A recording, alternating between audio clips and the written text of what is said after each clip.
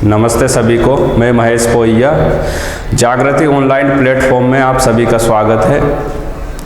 आज हम बात करेंगे राजस्थान कल्चर में जो दुर्ग टॉपिक है। दुर्ग टॉपिक राजस्थान के कल्चर में बहुत इम्पोर्टेंट टॉपिक है। हर एग्जाम में, चाहे वो आरएस हो, पटवार हो, पुलिस हो, रीट हो, सभी एग्जाम में इसमें से क्वेश्चन आता है। और दुर्ग जो टॉपिक है, हर एग्जाम के सिलेबस में दुर्ग टॉपिक होता है।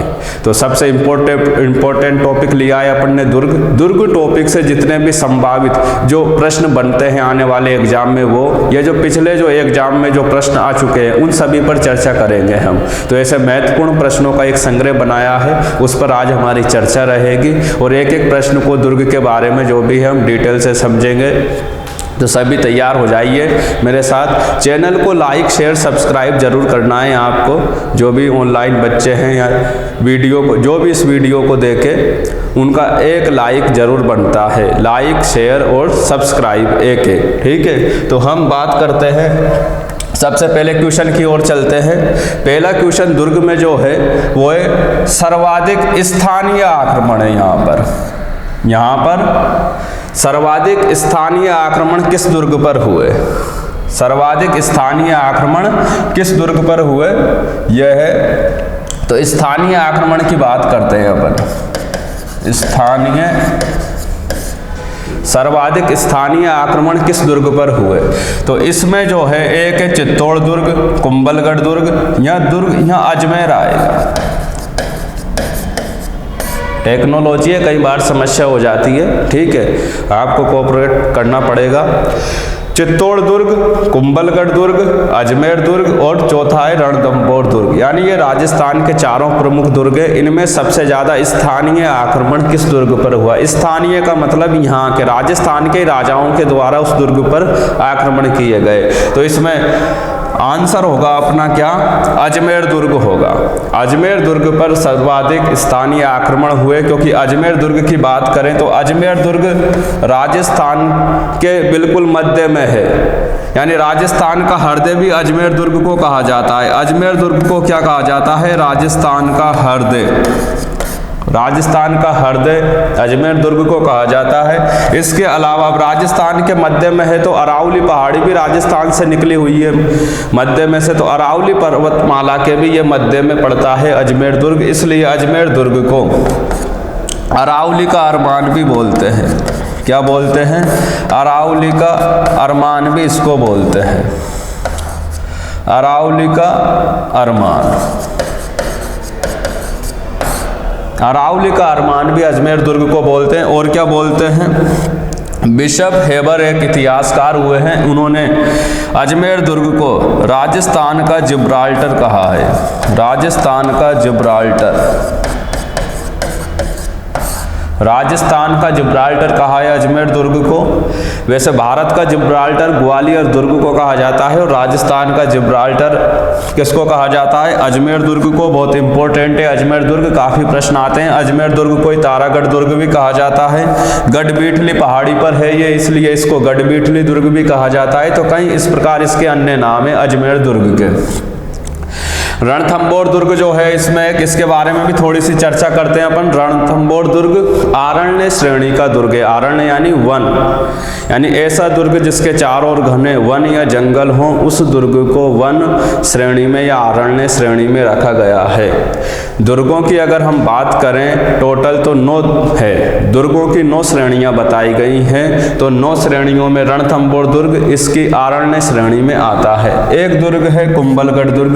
कुंभलगढ़ दुर्ग की बात करें तो ये कौन से जिले में पड़ता है? ये राजसमंद जिले में है। कौन से जिले में आता है? ये राजसमंद जिले में कुंभलगढ़ दुर्ग आता है। कुंभलगढ़ दुर्ग बहुत इंपॉर्टेंट है। मेवाड़ की आंख भी इसे बोलते हैं। मेवाड़ मारवाड़ का सीमा प्रहरी भी इस दुर्ग को कहा गया है, क्योंकि कुंभलगढ़ दुर्ग जो है वह मेवाड़ और मारवाड़ की दोनों की सीमाओं के मध्य बना हुआ है।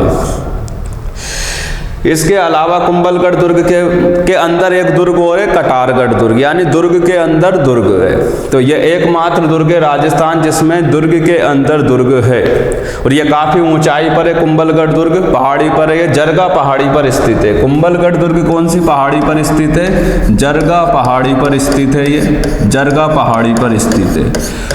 एक इतिहासकार हुए हैं अबुल फजल, का नाम आपने सुना होगा। अबुल फजल ने कुंभलगढ़ दुर्ग के बारे में कहा है, अबुल फजल ने कुंभलगढ़ दुर्ग के बारे में एक लाइन कही है जो काफ़ी महत्वपूर्ण है और कई एग्जामों में पूछा भी गया है। जैसे कि अबुल फजल ने कुंभलगढ़ दुर्ग के बारे में कहा है कि यह दुर्ग इतनी ऊंचाई पर बना हुआ है कि नीचे खड़े होकर देखने पर, यानी इस दुर्ग को अगर नीचे खड़े होकर आप देखोगे तो आपके सिर पर पगड़ी है वो गिर जाएगी, इतनी ऊंचाई पर है। यानी अबुल फजल इस दुर्ग के बारे में कहता है कि यह दुर्ग इतनी ऊंचाई पर है कि नीचे खड़े होकर देखने पर सिर की पगड़ी गिर जाती है। कुंभलगढ़ दुर्ग की बात करें तो इसकी दीवार की लंबाई कितनी है? 36 किलोमीटर है इसकी दीवार की लंबाई। इसकी दीवार की लंबाई 36 किलोमीटर है, यानी भारत की सबसे लंबी दीवार कहाँ पे है? कुंभलगढ़ दुर्ग में है। किस दुर्ग की दीवार की लंबाई सबसे ज्यादा है भारत में? तो वो है कुंभलगढ़ दुर्ग। विश्व के दूसरे नंबर की लंबी दीवार है ये। विश्व में सबसे लंबी दीवार जो है चीन की दीवार है, जिसकी लंबाई लगभग 6000 किलोमीटर है, और उसका निर्माण शी हुआंगटी, चीन का एक शासक था, उसने करवाया था। और विश्व के दूसरे नंबर की लंबी दीवार हो गई कुंभलगढ़ दुर्ग की। तो कुंभलगढ़ दुर्ग। आगे हम चित्तौड़ दुर्ग की बात करते हैं। चित्तौड़ दुर्ग की बात करें तो बहुत इंपॉर्टेंट दुर्ग है। दुर्ग की 9 श्रेणियां हैं, 9 श्रेणियों में से 8 श्रेणियों में इस दुर्ग को शामिल किया गया है, चित्तौड़ दुर्ग को। इसकी आकृति की बात करें तो कई बार एग्जाम में पूछा गया है चित्तौड़ दुर्ग की आकृति कैसी है? चित्तौड़ दुर्ग की आकृति कैसी है? चित्तौड़ दुर्ग की आकृति की अगर हम बात करें तो इसकी आकृति है व्हेल मछली के समान। व्हेल मछली के समान चित्तौड़ दुर्ग की आकृति है। चित्तौड़ दुर्ग पर अगर हम बात करें तो कई वंशों ने शासन किया है, जैसे परमार हो गए, प्रतिहार हो गए, गुहिल वंश हो गया, सोलंकी वंश हो गया, सोनगरा चौहान हो गए। मध्यकाल में हम बात करें तो खिलजियों का भी इस पर शासन रहा है। अलाउद्दीन खिलजी नाम सुना होगा, 1303 का चित्तौड़ का पहला शाखा होता है, पद्मनी जो जौहर करती है। इसके अलावा चित्तौड़ में और भी 2 शाखे होते हैं, 1534 में जहाँ पे कर्मावती ने जौहर किया, और 1567-68 में जहाँ पर फूल कंवर ने जौहर किया। इस प्रकार 3 शाखे हुए चित्तौड़ दुर्ग में। शाखा क्या होता है?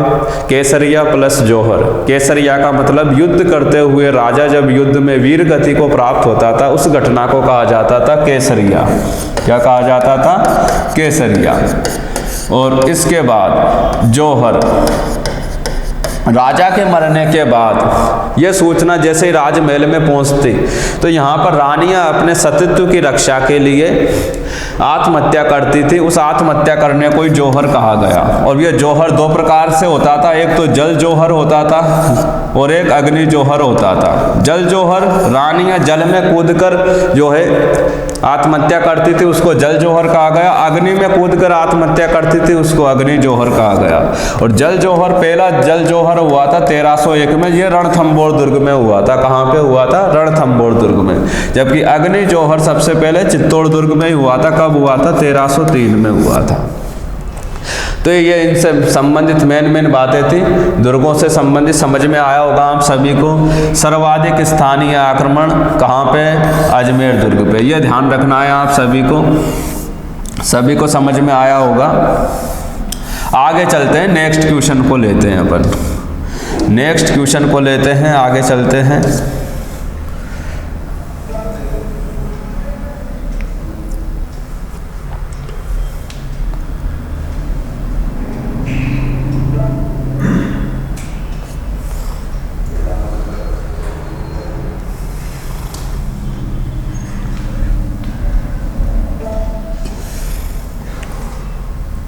अगला क्वेश्चन,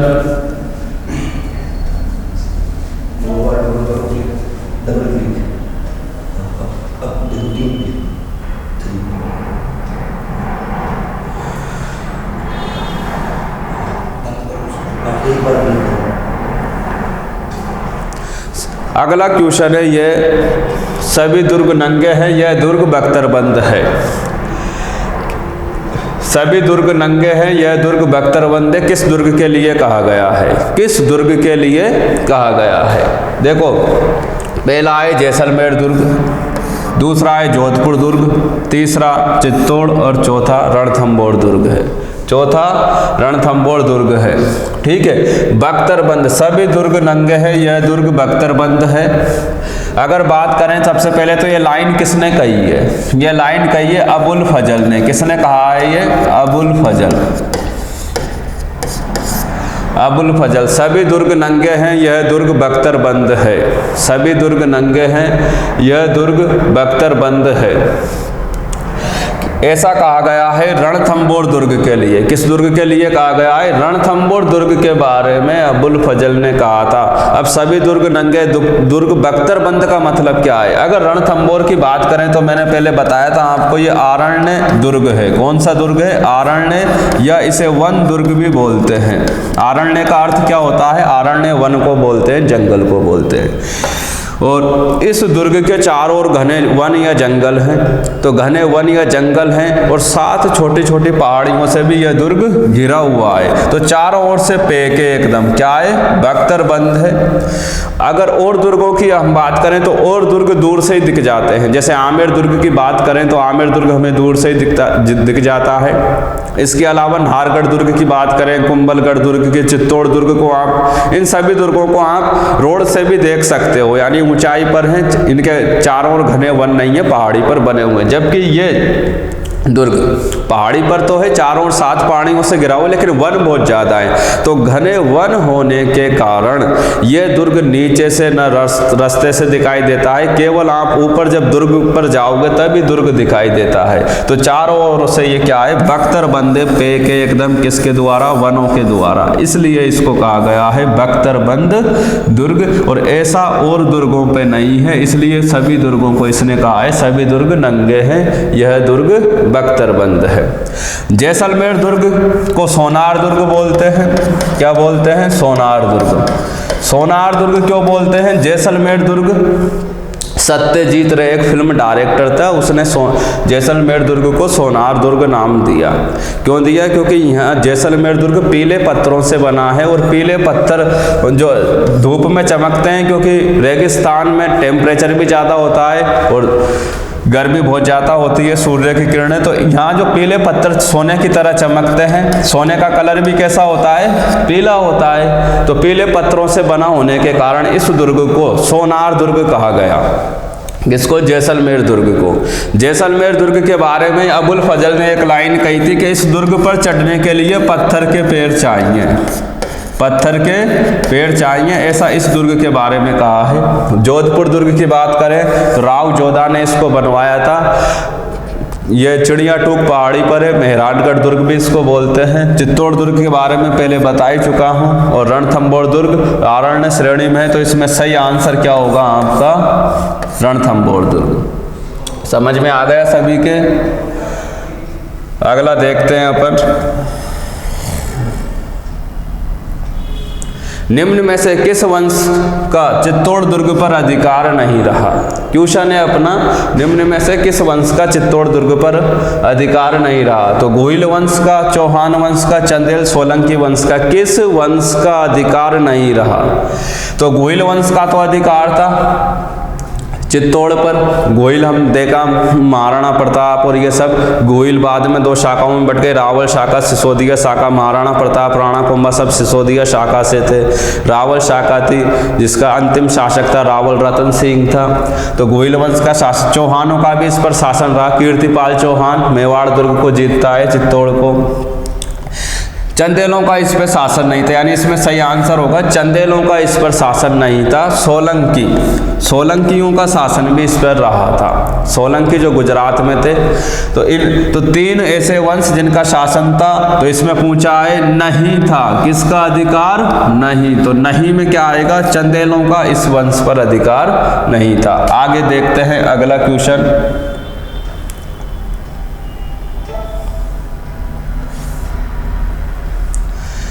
इस दुर्ग पर चढ़ने के लिए पत्थर के पैर चाहिए। यानी किस दुर्ग के बारे में कहा है?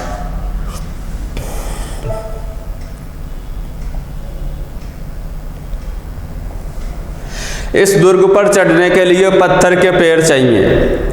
किस दुर्ग पर? अब इनमें से देखते हैं। इस दुर्ग पर चढ़ने के लिए पत्थर के पैर चाहिए, किसने कहा? पूछ क्या रहा है? किसने कहा? यानी इतिहासकार का नाम पूछ रहा है। अबुल फजल, रुडयार्ड किपलिंग, अमीर खुसरो, चंद्रवरदाई। 4 ऑप्शन है, पहले बता चुका हूं मैं, बहुत ही सीधा है और ये एग्जाम में कई बार क्वेश्चन पूछा जा चुका है। एसआई में, पुलिस में, पटवार में, आरएस में कई बार क्वेश्चन पूछा जा चुका है, तो ध्यान रखना है अपन को। इस दुर्ग पर चढ़ने के लिए पत्थर के पैर चाहिए, ये कहा था अबुल फजल ने। और अबुल फजल ने कहा था किस दुर्ग के लिए? सोनार दुर्ग के लिए। और सोनार दुर्ग कहाँ पे हो गया?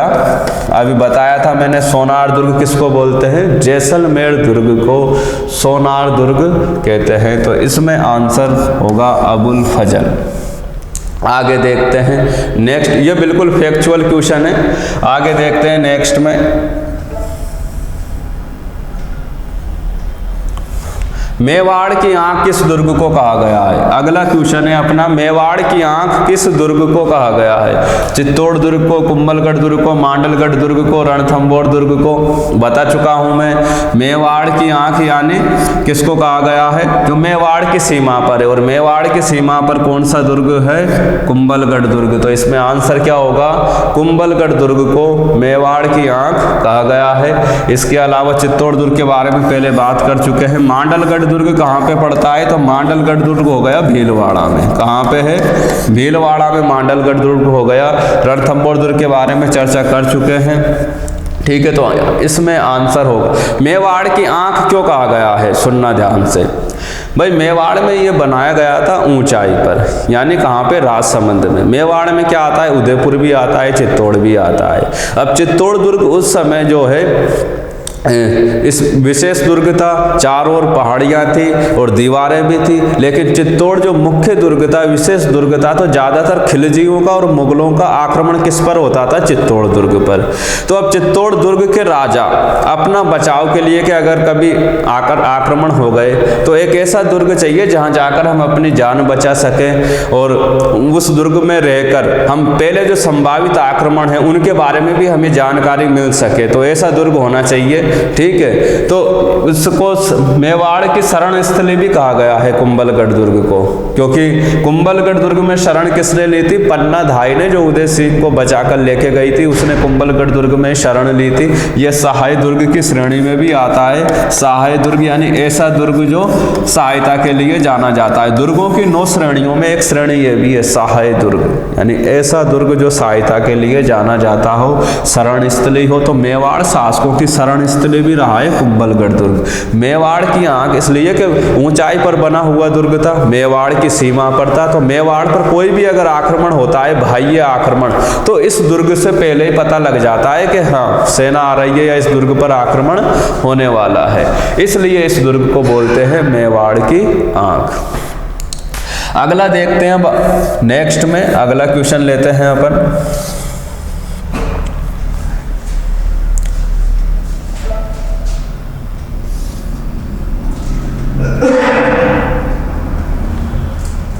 अगला क्वेश्चन है, महमूद खिलजी प्रथम ने किस दुर्ग पर, महमूद खिलजी प्रथम ने किस दुर्ग का नाम मुस्तफाबाद रखा? महमूद खिलजी प्रथम ने किस दुर्ग का नाम मुस्तफाबाद रखा? ये देखते हैं। मुस्तफाबाद, महमूद खिलजी प्रथम महाराणा कुंभा के समय था। ये नाम सुना होगा आपने। कुंभा ने पराजित भी किया था महमूद खिलजी प्रथम को। एक युद्ध हुआ था सारंगपुर का युद्ध। महमूद खिलजी प्रथम को कुंभा ने जब पराजित किया था, उसके बाद यानी मालवा का शासक था, इसको हराने के बाद ही राणा कुंभा ने चित्तौड़ में विजय स्तंभ का निर्माण किया था। विजय स्तंभ का निर्माण किया। इस महमूद खिलजी के बाद एक महमूद खिलजी द्वितीय आता है, जिसको राणा सांगा ने पराजित किया था, ठीक है।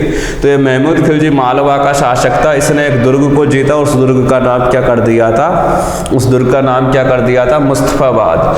तो इसमें कौन सा होगा? गागरोन बिल्कुल सही आंसर होगा। गागरोन दुर्ग को जीतकर महमूद खिलजी प्रथम ने क्या नाम रखा इसका? मुस्तफाबाद रखा। अगर गागरोन दुर्ग की हम बात करें तो काफ़ी इंपॉर्टेंट दुर्ग है, कई बार एग्जाम में पूछा जा चुका है। गागरोन दुर्ग कि कौन से दुर्ग की श्रेणी में आता है? ये जल दुर्ग की श्रेणी में आता है। दुर्गों की 9 श्रेणियों में एक श्रेणी कौन सी है? जल दुर्ग श्रेणी।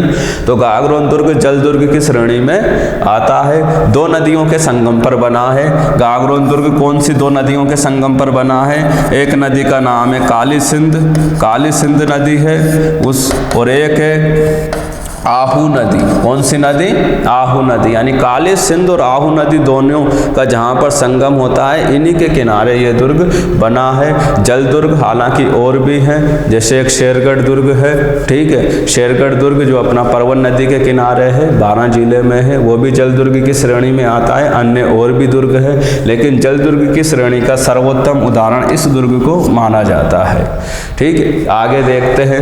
अगर हम बात करें हीरामन तोता का नाम सुना होगा आपने, हीरामन तोता। हीरामन तोता कहाँ पे? इसी दुर्ग में पाया जाता है, यहाँ जंगलों में पाया जाता है, गागरोन के जंगलों में हीरामन तोता कौन सी प्रजाति का है? इसकी प्रजाति पूछ लेते हैं एग्जाम में। ये एलेक्जेंड्रिया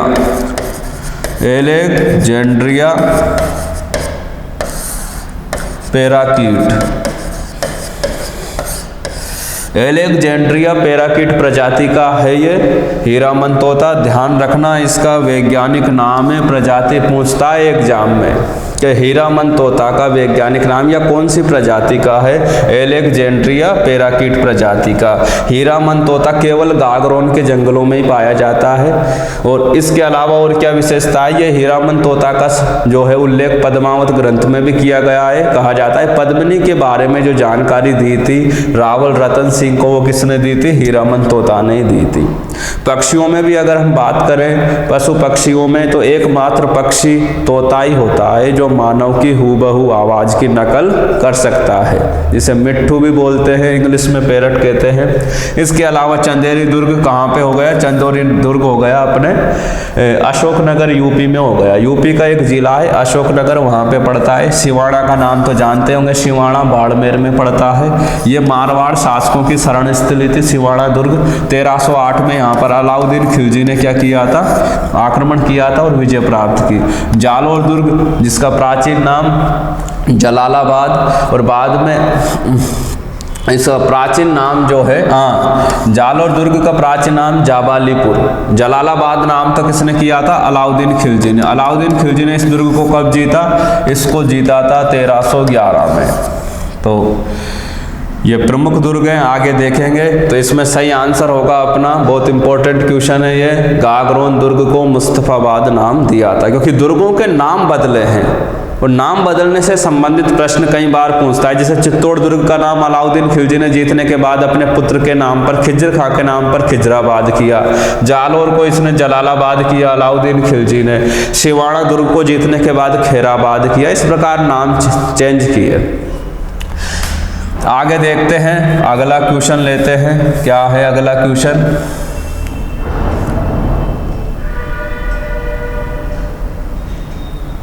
अगला क्वेश्चन है, एकमात्र दुर्ग जिस पर बाह्य आक्रमण नहीं हुए।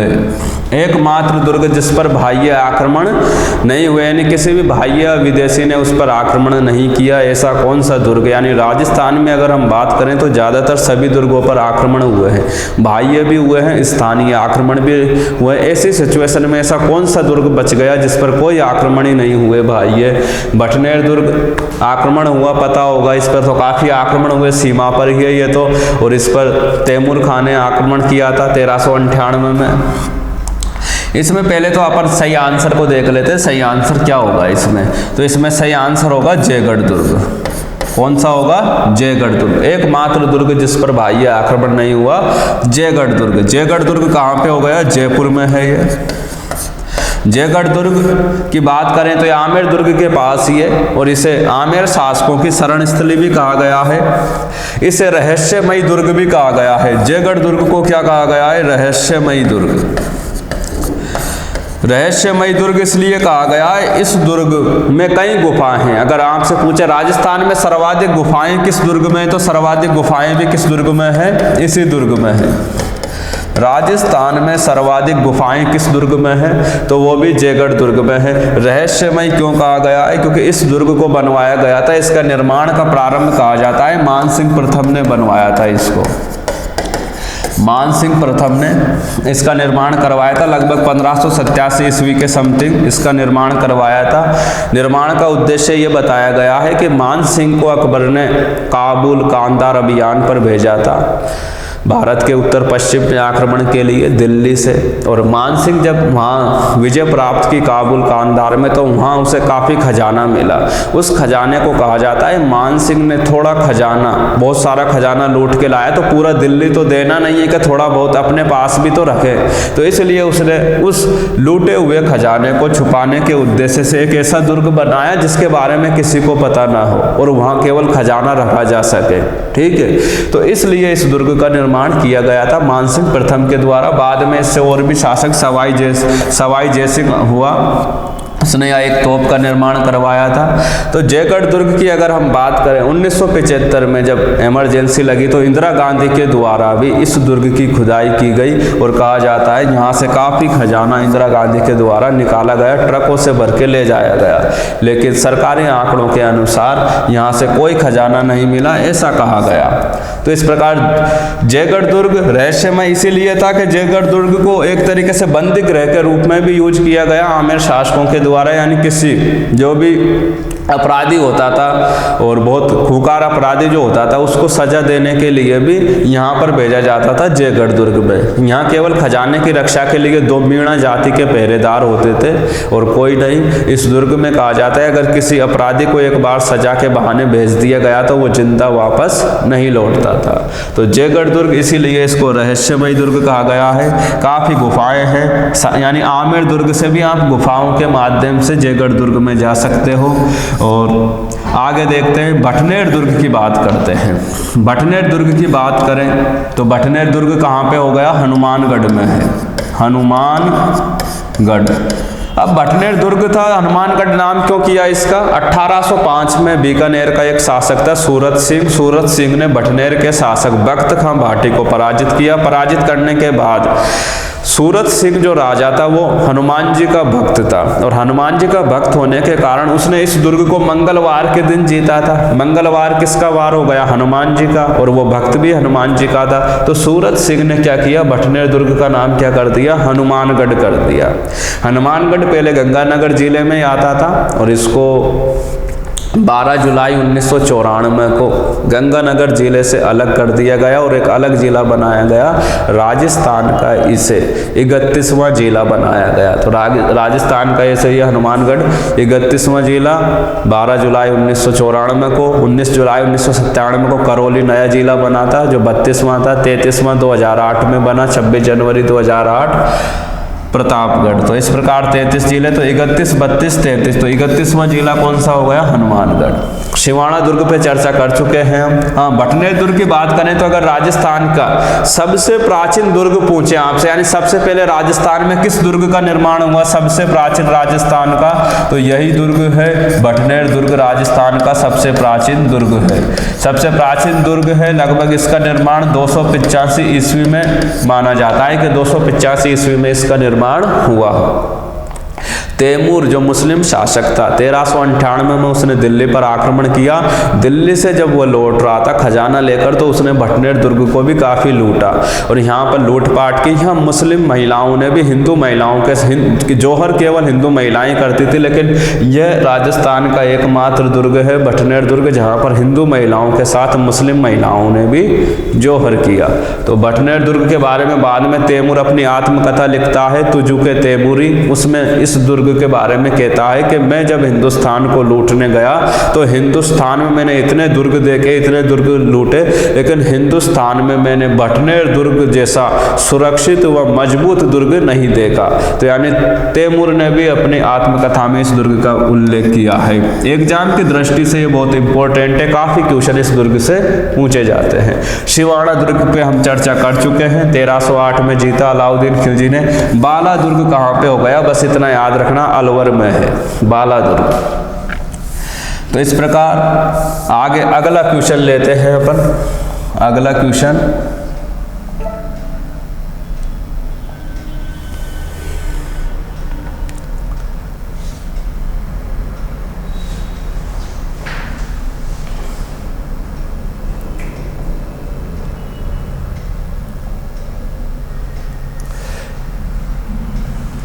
हिमगिरी की चट्टान किस दुर्ग को कहा गया है? हिमगिरी की चट्टान किस दुर्ग को कहा गया है? पहला ऑप्शन है चित्तौड़, दूसरा मेहरानगढ़, तीसरा सोनार दुर्ग और चौथा है भरतपुर दुर्ग। हिमगिरी की चट्टान यानी हिमगिरी की चट्टान, हिम यानी बर्फ की रूप में, यानी बर्फ की पहाड़ी नुमा जो चट्टान से बना हुआ है, ऐसा दुर्ग किसको कहा गया है? तो इसमें सही आंसर होगा क्या? भरतपुर दुर्ग होगा। भरतपुर दुर्ग जिसे लोहागढ़ दुर्ग भी बोलते हैं। क्या बोलते हैं? लोहागढ़ या मिट्टी का दुर्ग भी बोलते हैं। मिट्टी का दुर्ग भी इसको बोलते हैं। भरतपुर दुर्ग को लोहागढ़ या मिट्टी का दुर्ग बोलते हैं। लोहागढ़ दुर्ग, यहाँ पर लॉर्ड लेक एक अंग्रेज गवर्नर था जिसने अटैक किया भरतपुर दुर्ग पर, लेकिन वो जीत नहीं पाया और ये राजस्थान का कहा जाता है एकमात्र ऐसा दुर्ग है जिसे विदेशियों को द्वारा नहीं जीता गया, यानी राजस्थान का अभेद्य दुर्ग भी इसको कहा गया है, या एकमात्र दुर्ग जिसे कोई नहीं जीत पाया वो है भरतपुर दुर्ग। अंग्रेजों से लोहा लेने के कारण ही इसको लोहागढ़ दुर्ग कहा गया। मिट्टी का दुर्ग इसको कहते हैं। मिट्टी का दुर्ग क्यों बोलते हैं? इस दुर्ग की जो दीवार थी, पक्की दीवार, उसके बाहर एक गीली मिट्टी की दीवार बनाई गई जब इस दुर्ग पर आक्रमण किया गया लॉर्ड लेक के द्वारा। जो अंग्रेज गवर्नर ने जब इस पर अटैक कर, जब पता लगा यहाँ के राजा को, तो राजा ने पहले मिट्टी की दीवार बनवा दी। तो जैसे ही तोप के गोले छोड़े गए वो मिट्टी की दीवार में धस गए, क्योंकि गीली मिट्टी की दीवार थी, नमी थी, तो तोप के गोले दीवार में गीली मिट्टी में धसेंगे, चलेंगे नहीं। ठीक है, तो इस प्रकार तो इसको मिट्टी का दुर्ग भी कहा गया और इस दुर्ग की दीवारों को वह तोप से नहीं तोड़ पाया। तो ये इंपॉर्टेंट है, हिमगिरी की चट्टान, इसीलिए इस दुर्ग को कहा गया है। आगे अगला देखते हैं अपन, अगला क्वेश्चन।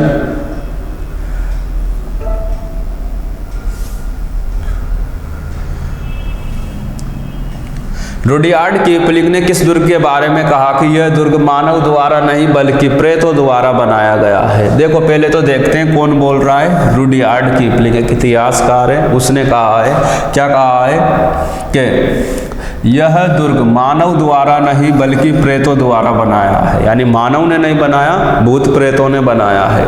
किसने कहा है ये रुडयार्ड किपलिंग कह रहा है। रुडयार्ड किपलिंग ने एक बुक लिखी थी जो काफी इंपॉर्टेंट है, जंगल बुक।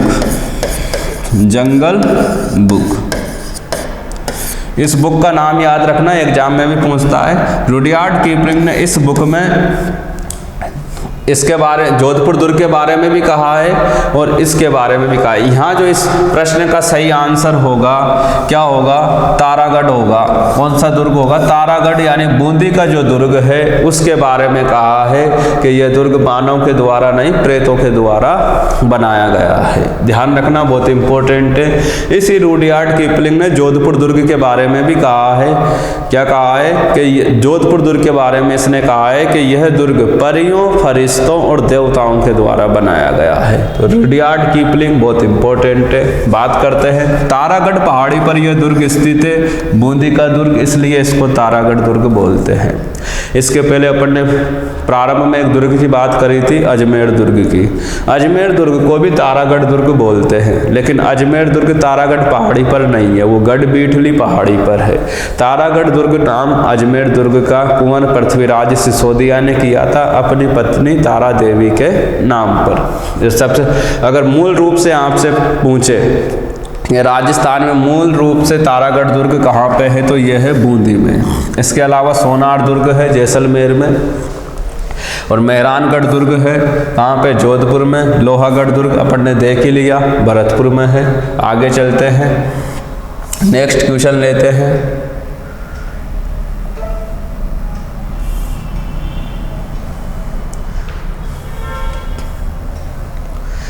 किस दुर्ग को स्वर्णगिरी या सोनगढ़ दुर्ग भी बोलते हैं? यानी किस दुर्ग को स्वर्णगिरी यानी ऐसा दुर्ग है जो स्वर्णगिरी पहाड़ी पर स्थित है। कौन सी पहाड़ी पर? स्वर्णगिरी पहाड़ी पर स्थित है। एक दुर्ग है जो इस पहाड़ी पर स्थित है, स्वर्णगिरी पहाड़ी पर स्थित है, इसलिए इसको स्वर्णगिरी या सोनगढ़ दुर्ग कहते हैं। और ऐसा दुर्ग कौन सा है? तो ऐसा दुर्ग है जालोर दुर्ग। जालोर दुर्ग को स्वर्णगिरी दुर्ग बोलते हैं, जबकि जैसलमेर का ध्यान रखना, जैसलमेर दुर्ग को बोलते हैं सोनारगढ़ या सोनार दुर्ग। ध्यान रखना, सोनार दुर्ग और सुवर्ण, और इसको स्वर्ण दुर्ग भी बोलते हैं। सोनार या स्वर्ण दुर्ग जैसलमेर को बोलते हैं और इसको बोलते हैं सुवर्ण। ध्यान रखना, यहाँ सुवर्ण या स्वर्ण है, स्वर्ण। तो स्वर्ण दुर्ग या सोनार दुर्ग जैसलमेर में, सुवर्णगिरी दुर्ग जो स्वर्णगिरी पहाड़ी पर है वो है जालोर दुर्ग। बहुत इंपॉर्टेंट है। मेहरानगढ़ तो जोधपुर में हो गया, सिवाड़ा बाड़मेर में, जैसलमेर की बात अपन कर ही चुके हैं। आगे देखते हैं अगला क्वेश्चन।